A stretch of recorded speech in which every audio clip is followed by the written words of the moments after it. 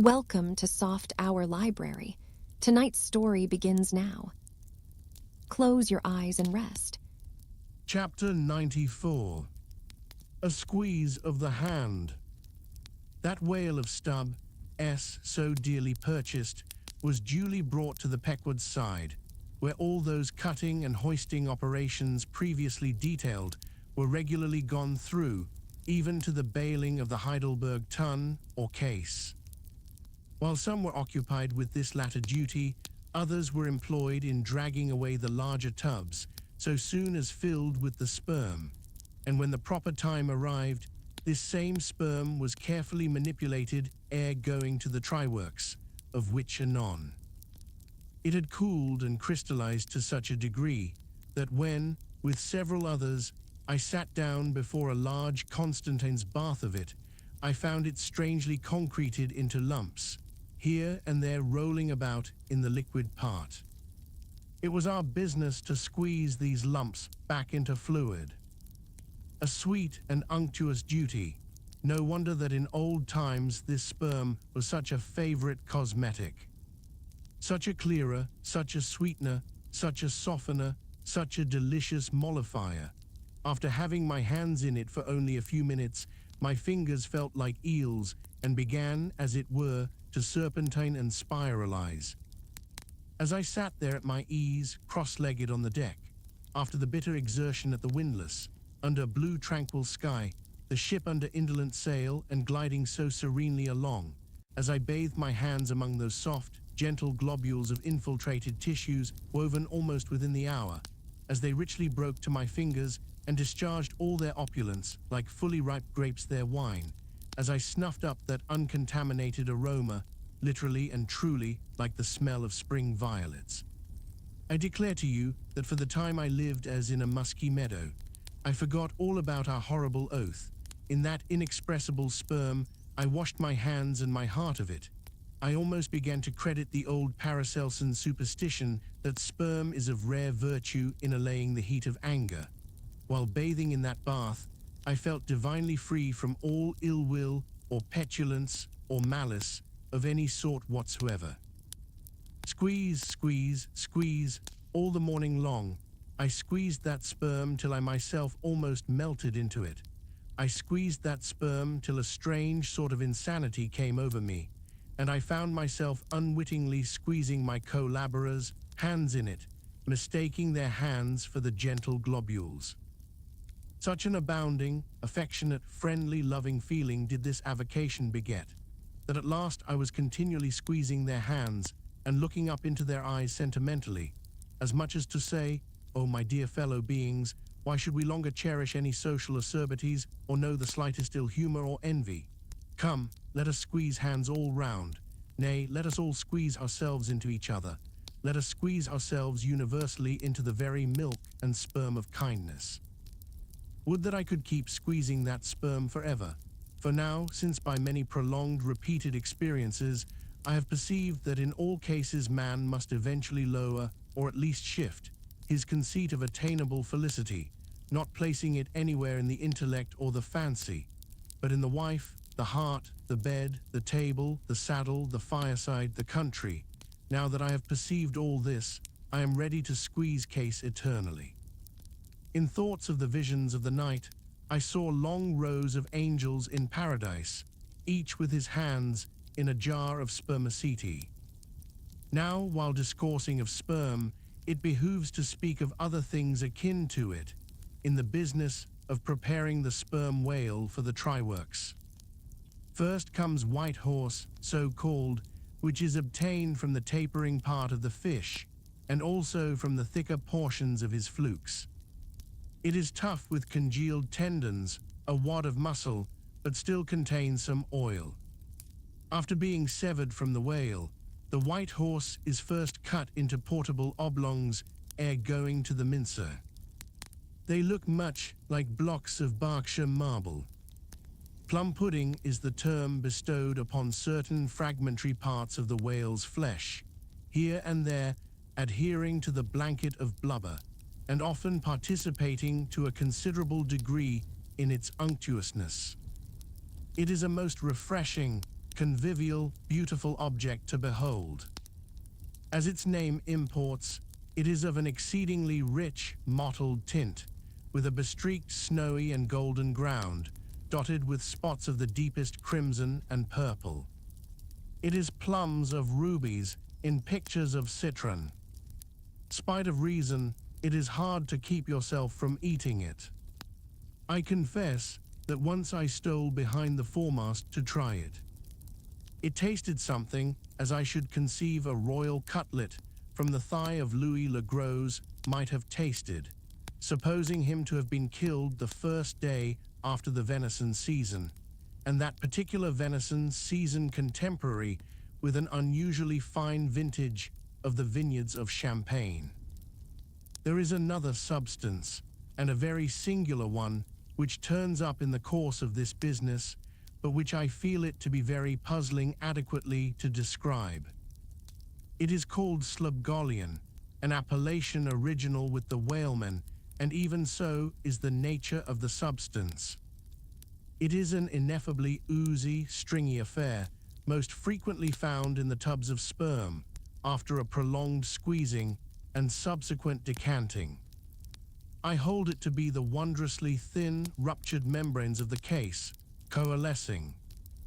Gurry, so called, is a term properly belonging to right whalemen, but sometimes incidentally used by the sperm fishermen. It designates the dark, glutinous substance which is scraped off the back of the Greenland or right whale, and much of which covers the decks of those inferior souls who hunt that ignoble leviathan. Nippers. Strictly, this word is not indigenous to the whale's vocabulary, but as applied by whalemen, it becomes so.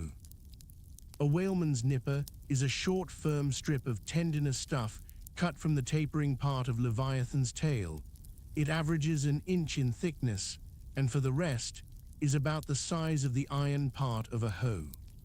Edgewise moved along the oily deck, it operates like a leathern squilgee, and by nameless blandishments, as of magic, allures along with it all impurities. But to learn all about these recondite matters, your best way is at once to descend into the blubber room and have a long talk with its inmates. This place has previously been mentioned as the receptacle for the blanket pieces when stripped and hoisted from the whale. When the proper time arrives for cutting up its contents, this apartment is a scene of terror to all tyros, especially by night. On one side, lit by a dull lantern, a space has been left clear for the workmen. They generally go in pairs, a pike gaffman and a spademan. The whaling pike is similar to a frigate's boarding weapon of the same name. The gaff is something like a boat hook. With his gaff, the gaffman hooks on to a sheet of blubber and strives to hold it from slipping as the ship pitches and lurches about. Meanwhile, the spademan stands on the sheet itself, perpendicularly chopping it into the portable horse pieces.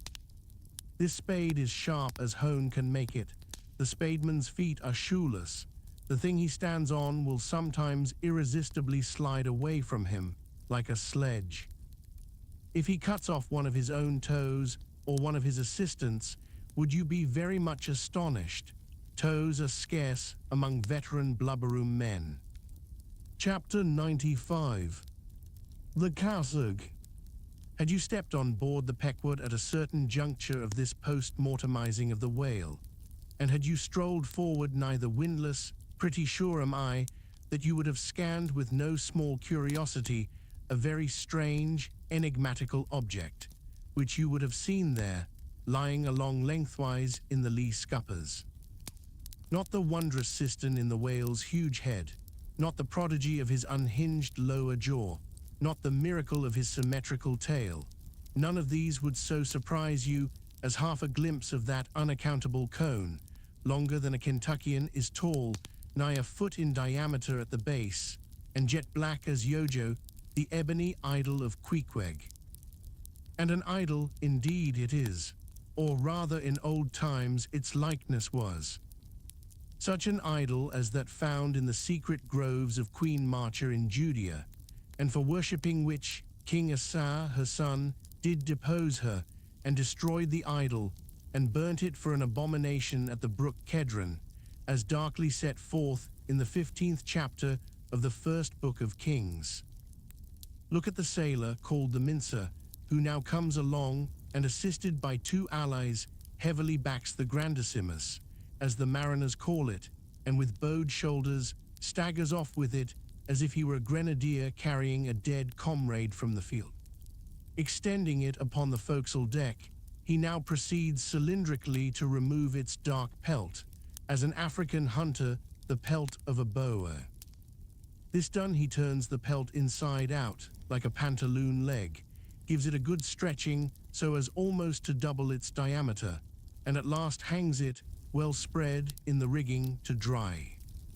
Ere long it is taken down, when removing some 3 feet of it towards the pointed extremity, and then cutting 2 slits for armholes at the other end, he lengthwise slips himself bodily into it. The mincer now stands before you invested in the full canonicals of his calling. Immemorial to all his order, this investiture alone will adequately protect him, while employed in the peculiar functions of his office. That office consists in mincing the horse pieces of blubber for the pots, an operation which is conducted at a curious wooden horse planted endways against the bulwarks, and with a capacious tub beneath it, into which the minced pieces drop, fast as the sheets from a rapt orator's desk. Arrayed in decent black, occupying a conspicuous pulpit, intent on Bible leaves, what a candidate for an archbishopric, what a lad for a pope were this mincer. Bible leaves, Bible leaves, this is the invariable cry from the mates to the mincer. It enjoins him to be careful, and cut his work into as thin slices as possible, inasmuch as by so doing the business of boiling out the oil is much accelerated, and its quantity considerably increased, besides perhaps improving it in quality. Chapter 96. The Try-Works. Besides her hoisted boats, an American whaler is outwardly distinguished by her try-works. She presents the curious anomaly of the most solid masonry joining with oak and hemp, in constituting the completed ship. It is as if, from the open field, a brick kiln were transporting to her planks. The try-works are planted between the foremast and mainmast, the most roomy part of the deck. The timbers beneath are of a peculiar strength, fitted to sustain the weight of an almost solid mass of brick and mortar, some 10 feet by 8 square and 5 in height. The foundation does not penetrate the deck, but the masonry is firmly secured to the surface by ponderous knees of iron bracing it on all sides and screwing it down to the timbers. On the flanks it is cased with wood, and atop completely covered by a large, sloping, battened hatchway. Removing this hatch, we expose the great trypots, 2 in number and each of several barrels, capacity. When not in use, they are kept remarkably clean. Sometimes they are polished with soapstone and sand, till they shine within like silver punch bowls. During the night watches, some cynical old sailors will crawl into them and coil themselves away there for a nap. While employed in polishing them, one man in each pot, side by side, many confidential communications are carried on over the iron lips. It is a place also for profound mathematical meditation. It was in the left-hand tripod of the Pequod, with the soapstone diligently circling round me, that I was first indirectly struck by the remarkable fact that in geometry all bodies gliding along the cycloid, my soapstone for example, will descend from any point in precisely the same time. Removing the fireboard from the front of the tryworks, the bare masonry of that side is exposed, penetrated by the 2 iron mouths of the furnaces directly underneath the pots. These mouths are fitted with heavy doors of iron. The intense heat of the fire is prevented from communicating itself to the deck by means of a shallow reservoir extending under the entire enclosed surface of the works. By a tunnel inserted at the rear, this reservoir is kept replenished with water as fast as it evaporates. There are no external chimneys, they open direct from the rear wall. And here, let us go back for a moment. It was about 9 o'clock at night that the Pequod's try-works were first started on this present voyage. It belonged to Stubb to oversee the business. Already there, off hatch then and start her. You cook, fire the works. This was an easy thing, for the carpenter had been thrusting his shavings into the furnace throughout the passage.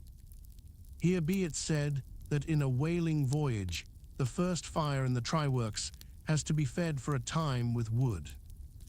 After that no wood is used, except as a means of quick ignition to the staple fuel. In a word, after being tried out, the crisp, shriveled blubber, now called scraps or fritters, still contains considerable of its unctuous properties. These fritters feed the flames.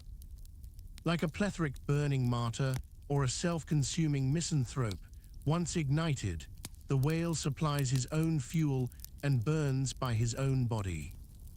Would that he consumed his own smoke, for his smoke is horrible to inhale, and inhale it you must, and not only that, but you must live in it for the time. It has an unspeakable, wild Hindu odor about it, such as may lurk in the vicinity of funereal pyres. It smells like the left wing of the day of judgment. It is an argument for the pit. By midnight, the works were in full operation. We were clear from the carcase, sail had been made, the wind was freshening, the wild ocean darkness was intense. But that darkness was licked up by the fierce flames, which at intervals forked forth from the sooty flues and illuminated every lofty rope in the rigging, as with the famed Greek fire. The burning ship drove on, as if remorselessly commissioned to some vengeful deed. So the pitch and sulphur-freighted brigs of the bold Hydriote, Canaris, issuing from their midnight harbors, with broad sheets of flame for sails, bore down upon the Turkish frigates and folded them in conflagrations. The hatch, removed from the top of the works, now afforded a wide hearth in front of them. Standing on this were the Tartarian shapes of the pagan harpooneers, always the whale ship stokers. With huge pronged poles they pitched hissing masses of blubber into the scalding pots, or stirred up the fires beneath, till the snaky flames darted, curling, out of the doors to catch them by the feet. The smoke rolled away in sullen heaps. To every pitch of the ship there was a pitch of the boiling oil, which seemed all eagerness to leap into their faces. Opposite the mouth of the works, on the further side of the wide wooden hearth, was the windlass. This served for a sea sofa. Here lounged the watch, when not otherwise employed, looking into the red heat of the fire, till their eyes felt scorched in their heads. Their tawny features, now all begrimed with smoke and sweat, their matted beards, and the contrasting barbaric brilliancy of their teeth, all these were strangely revealed in the capricious emblazonings of the works. As they narrated to each other their unholy adventures, their tales of terror told in words of mirth, as their uncivilized laughter forked upwards out of them, like the flames from the furnace, as to and fro, in their front, the harpooneers wildly gesticulated with their huge pronged forks and dippers.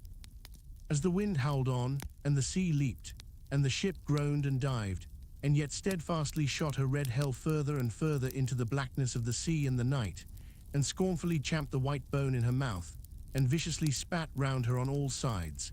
Then the rushing Pequod, freighted with savages, and laden with fire, and burning a corpse, and plunging into that blackness of darkness seemed the material counterpart of her monomaniac commander's soul. So seemed it to me as I stood at her helm, and for long hours silently guided the way of this fireship on the sea. Wrapped for that interval in darkness myself, I but the better saw the redness, the madness, the ghastliness of others. The continual sight of the fiend shapes before me, capering half in smoke and half in fire, these at last begat kindred visions in my soul, so soon as I began to yield to that unaccountable drowsiness which ever would come over me at a midnight helm. But that night in particular, a strange, and ever since inexplicable, thing occurred to me. Starting from a brief standing sleep, I was horribly conscious of something fatally wrong. The jawbone tiller smote my side, which leaned against it. In my ears was the low hum of sails just beginning to shake in the wind. I thought my eyes were open. I was half conscious of putting my fingers to the lids and mechanically stretching them still further apart. But spite of all this, I could see no compass before me to steer by, though it seemed but a minute since I had been watching the card, by the steady binnacle lamp illuminating it. Nothing seemed before me but a jet gloom, now and then made ghastly by flashes of redness. Uppermost was the impression that whatever swift, rushing thing I stood on was not so much bound to any haven ahead as rushing from all havens astern. A stark, bewildered feeling, as of death, came over me.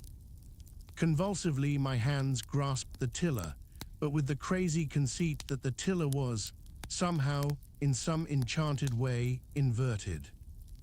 My God, what is the matter with me, thought I. Lo, in my brief sleep I had turned myself about, and was fronting the ship's stern, with my back to her prow and the compass.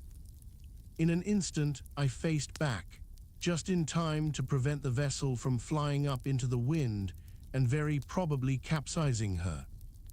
How glad and how grateful the relief from this unnatural hallucination of the night, and the fatal contingency of being brought by the lee.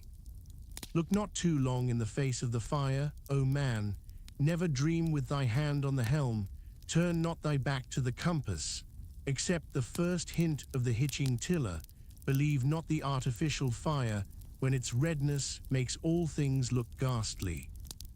Tomorrow in the natural sun, the skies will be bright.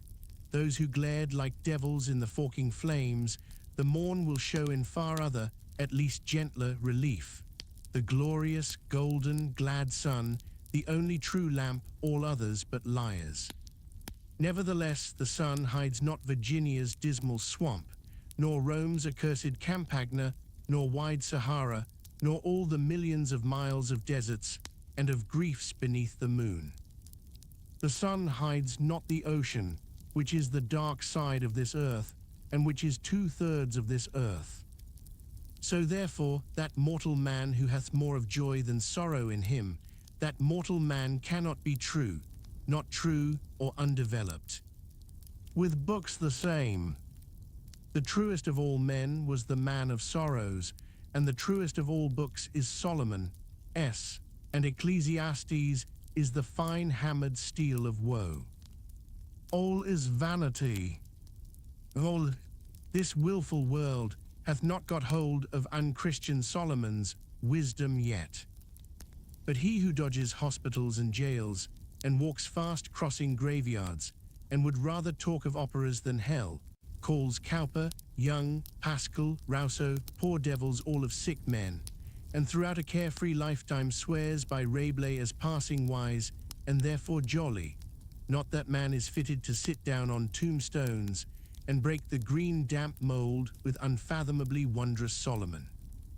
But even Solomon, he says, the man that wandereth out of the way of understanding shall remain, aye, lead, even while living, in the congregation of the dead. Give not thyself up then to fire, lest it invert thee, deaden thee, as for the time it did me. There is a wisdom that is woe, but there is a woe that is madness. And there is a Catskill eagle in some souls that can alike dive down into the blackest gorges and soar out of them again and become invisible in the sunny spaces. And even if he forever flies within the gorge, that gorge is in the mountains, so that even in his lowest swoop, the mountain eagle is still higher than other birds upon the plain, even though they soar. Chapter 97. The Lamp. Had you descended from the Peckwoods Tryworks to the Peckwoods Forecastle, where the off-duty watch was sleeping, for one single moment you would have almost thought you were standing in some illuminated shrine of canonized kings and counselors. There they lay in their triangular oaken vaults, each mariner a chiseled muteness, a score of lamps flashing upon his hooded eyes. In merchantmen, oil for the sailor is more scarce than the milk of queens. To dress in the dark and eat in the dark and stumble in darkness to his pallet, this is his usual lot. But the whaleman, as he seeks the food of light, so he lives in light. He makes his berth an Aladdin's lamp and lays him down in it, so that in the pitchiest night the ship's black hull still houses an illumination. See with what entire freedom the whaleman takes his handful of lamps, often but old bottles and vials, though to the copper cooler at the Tryworks, and replenishes them there as mugs of ale at a vat.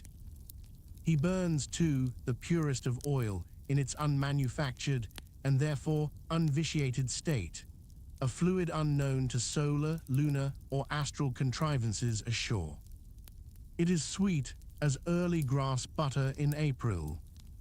He goes and hunts for his oil, so as to be sure of its freshness and genuineness, even as the traveler on the prairie hunts up his own supper of game.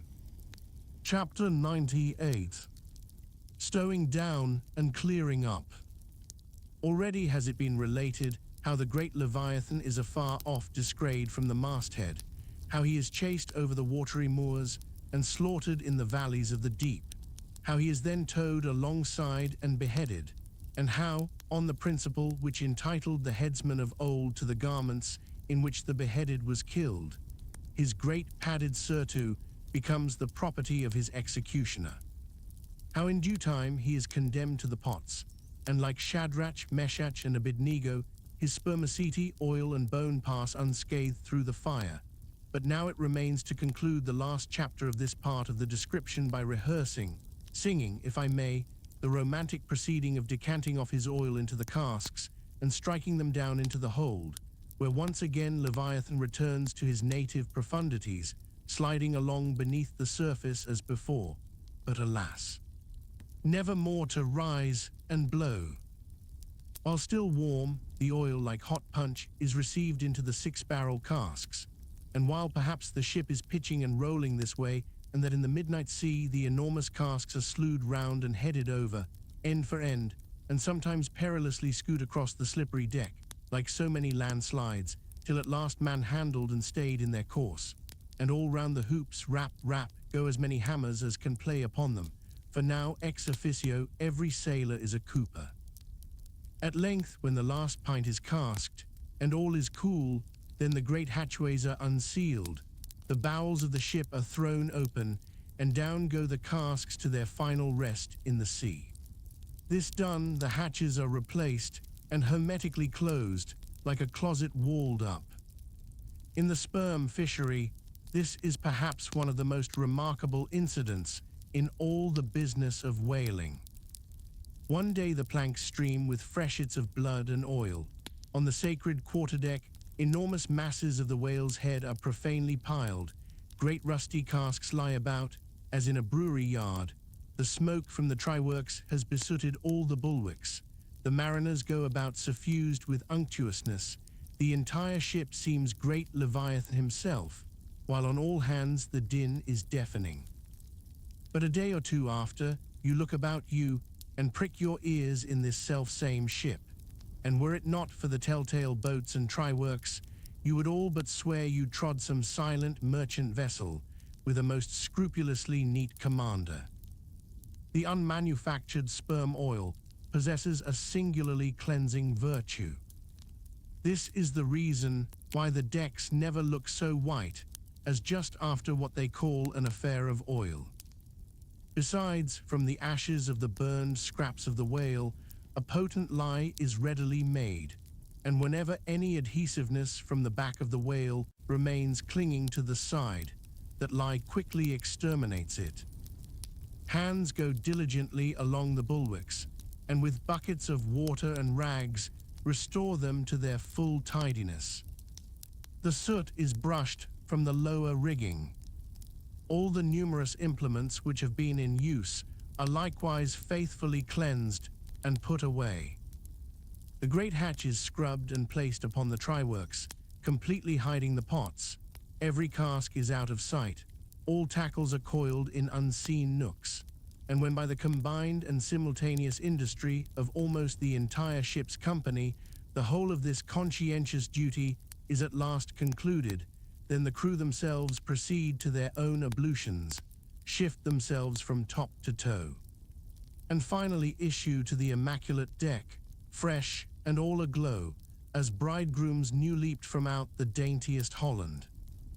Now with elated step, they pace the planks in twos and threes, and humorously discourse of parlors, sofas, carpets, and fine cambrics, propose to mat the deck, think of having hanging to the top, object not to taking tea by moonlight on the piazza of the forecastle. To hint to such musked mariners of oil, and bone and blubber were little short of audacity. They know not the thing you distantly allude to. Away and bring us napkins. But mark, aloft there, at the three-mast heads, stand three men intent on spying out more whales, which, if caught, infallibly will again soil the old oaken furniture, and drop at least one small grease spot somewhere. Yes, and many is the time, when after the severest uninterrupted labors which know no night, continuing straight through for 96 hours, when from the boat, where they have swelled their wrists with all day rowing on the line, they only step to the deck to carry vast chains, and heave the heavy windlass, and cut and slash, yea, and in their very sweatings to be smoked and burned anew by the combined fires of the equatorial sun and the equatorial tryworks.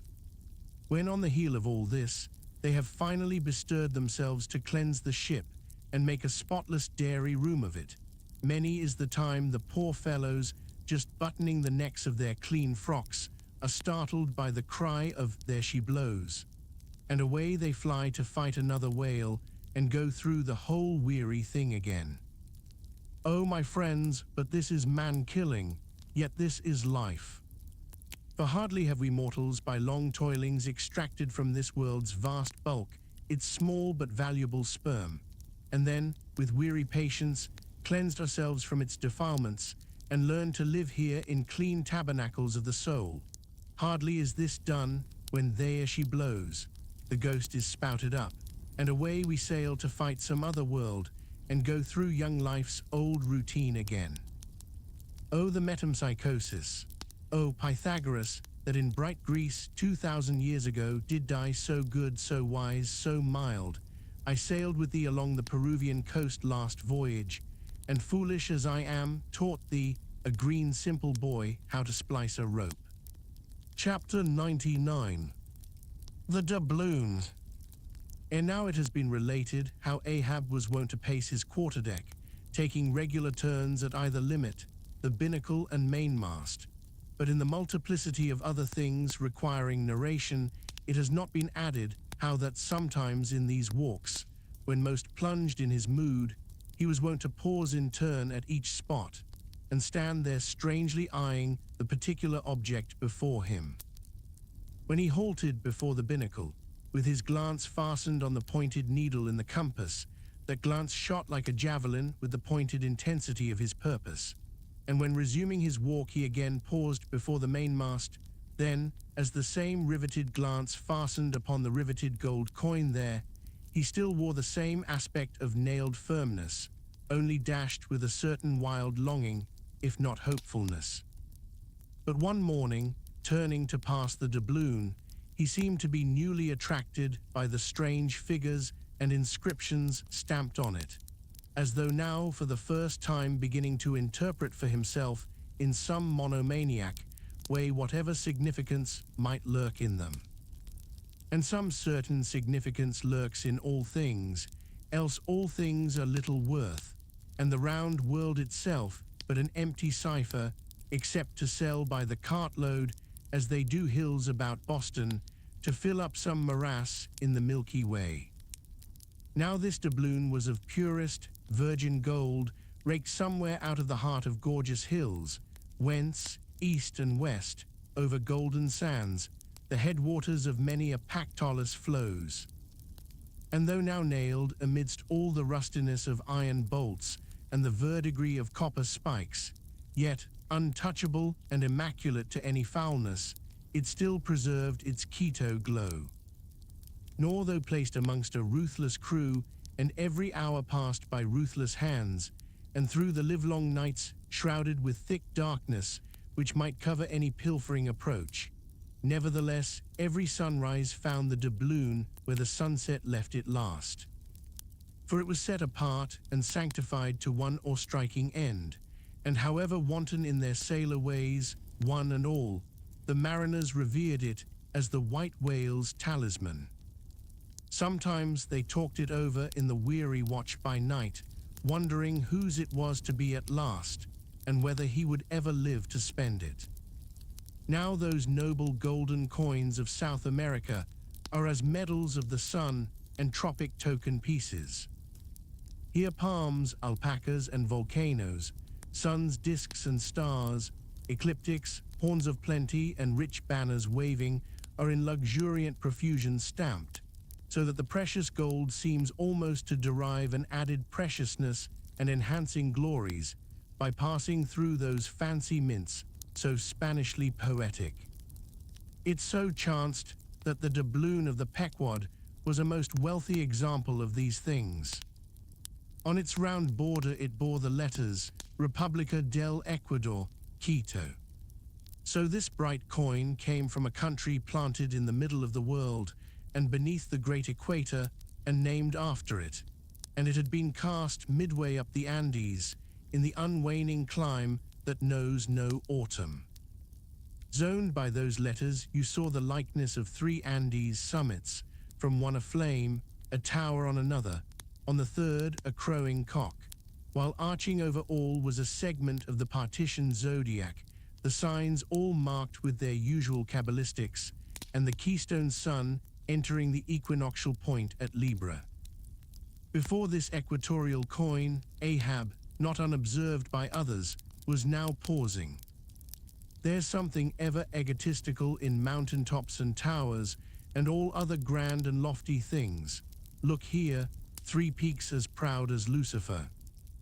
The firm tower that is Ahab, the volcano that is Ahab, the courageous, the undaunted and victorious fowl that too is Ahab, all are Ahab, and this round gold is but the image of the rounder globe, which, like a magician's glass, to each and every man in turn, but mirrors back his own mysterious self.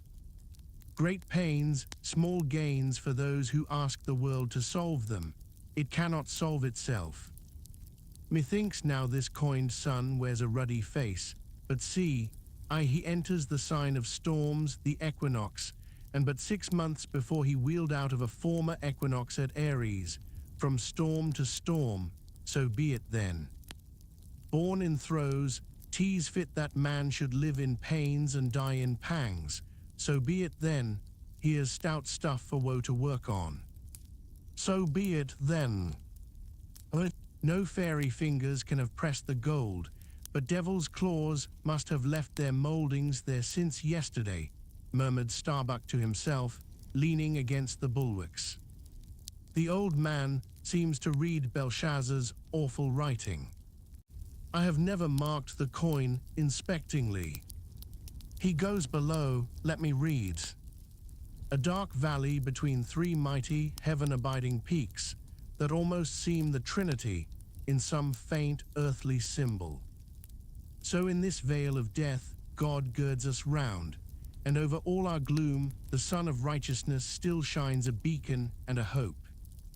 If we bend down our eyes, the dark veil shows her mouldy soil, but if we lift them, the bright sun meets our glance halfway to cheer.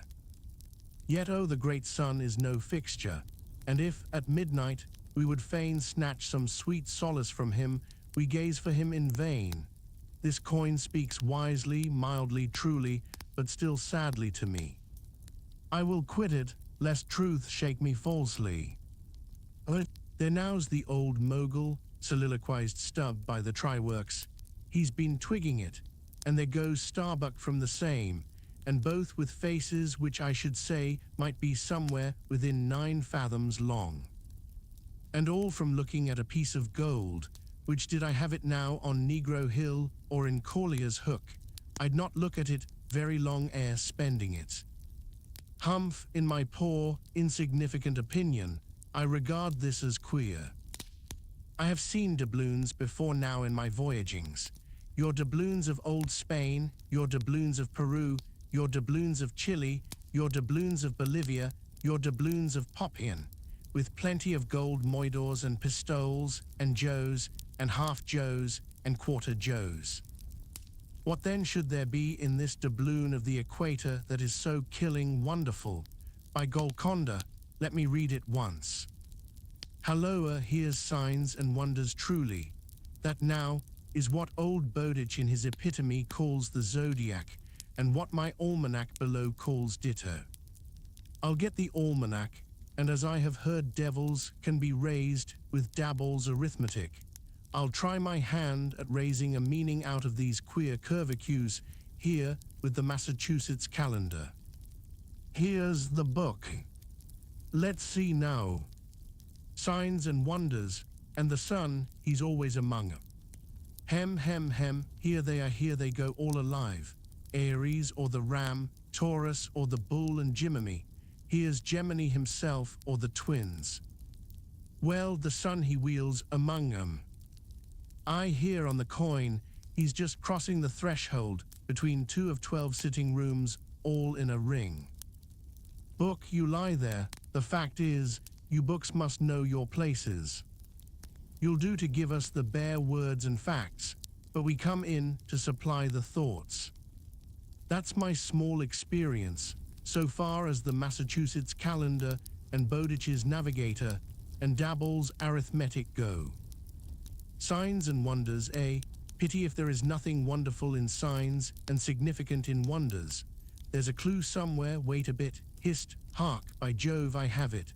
Look you, doubloon, your zodiac here is the life of man in one round chapter, and now I'll read it off, straight out of the book. Come, almanac, to begin, there's Aries or the ram, lecherous dog, he begets us. Then Taurus or the bull, he bumps us the first thing, then Gemini or the twins, that is, virtue and vice. We try to reach virtue when lo, comes Cancer the crab and drags us back. And here, going from virtue Leo, a roaring lion, lies in the path. He gives a few fierce bites and surly dabs with his paw. We escape and hail Virgo the virgin. That's our first love. We marry and think to be happy for aye. When pop comes Libra or the scales, happiness weighed and found wanting. And while we are very sad about that, Lord, how we suddenly jump as Scorpio or the scorpion stings us in the rear. We are curing the wound when wang come the arrows all round. Sagittarius or the archer is amusing himself. As we pluck out the shafts, stand aside. Here the battering ram, Capricornus or the goat. Full tilt, he comes rushing, and headlong we are tossed, when Aquarius or the water-bearer pours out his whole deluge and drowns us, and to wind up with Pisces or the fishes, we sleep. There's a sermon now, writ in high heaven, and the sun goes through it every year, and yet comes out of it all alive and hearty. Jollily he, aloft there, wheels through toil and trouble, and so alow here does jolly Stubb. Oh, jolly's the word for I, adieu doubloon, but stop, here comes little King Post. Dodge round the try-works now, and let's hear what he'll have to say. There, he's before it, he'll out with something presently. So, he's beginning. I see nothing here but a round thing made of gold, and whoever raises a certain whale, this round thing belongs to him. So what's all this staring been about? It is worth $16, that's true, and at 2 cents the cigar, that's 960 cigars. I won't smoke dirty pipes like Stubb, but I like cigars, and here's 960 of them. So here goes Flask aloft to spy 'em out. Shall I call that wise or foolish? Now, if it be really wise, it has a foolish look to it. Yet, if it be really foolish, then has it a sort of wisish look to it. But avast, here comes our old Manxman, the old hearse driver, he must have been, that is, before he took to the sea. He luffs up before the doubloon, halloa, and goes round on the other side of the mast. Why, there's a horseshoe nailed on that side, and now he's back again. What does that mean? Hark, he's muttering, voice like an old worn-out coffee mill. Prick ears and listen. If the white whale be raised, it must be in a month and a day, when the sun stands in some one of these signs. I've studied signs and know their marks. They were taught me 20 years ago by the old witch in Copenhagen. Now in what sign will the sun then be? The horseshoe sign, for there it is, right opposite the gold. And what's the horseshoe sign? The lion is the horseshoe sign, the roaring and devouring lion. Ship, old ship, my old head shakes to think of thee. There's another rendering now, but still one text. All sorts of men in one kind of world, you see. Dodge again, here comes Queequeg, all tattooing, looks like the signs of the zodiac himself. What says the cannibal? As I live he's comparing notes, looking at his thigh bone, thinks the sun is in the thigh or in the calf or in the bowels, I suppose, as the old women talk surgeon's astronomy in the back country.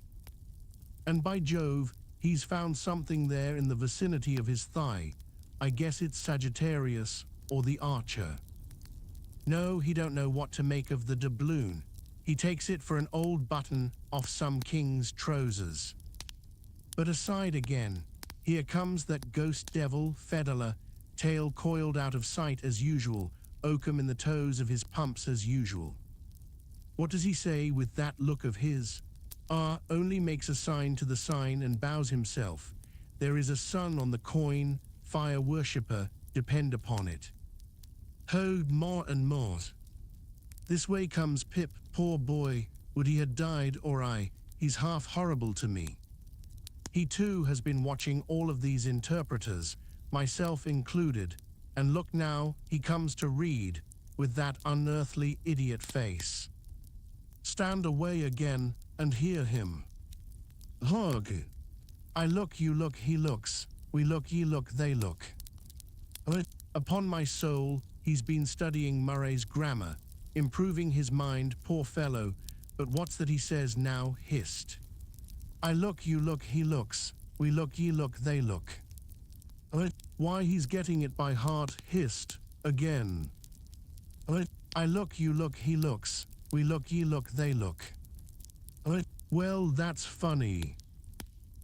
And I, you, and he, and we, ye, and they are all bats, and I'm a crow, especially when I stand atop of this pine tree here. Caw, caw, caw, caw, caw, caw, ain't I a crow? And where's the scarecrow?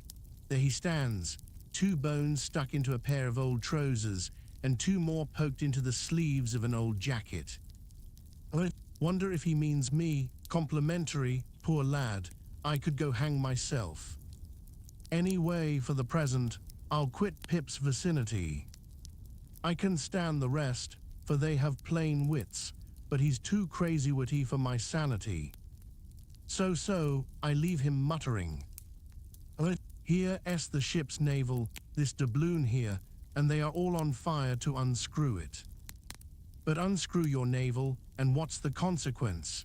Then again, if it stays here, that is ugly too, for when aught's nailed to the mast it's a sign that things grow desperate.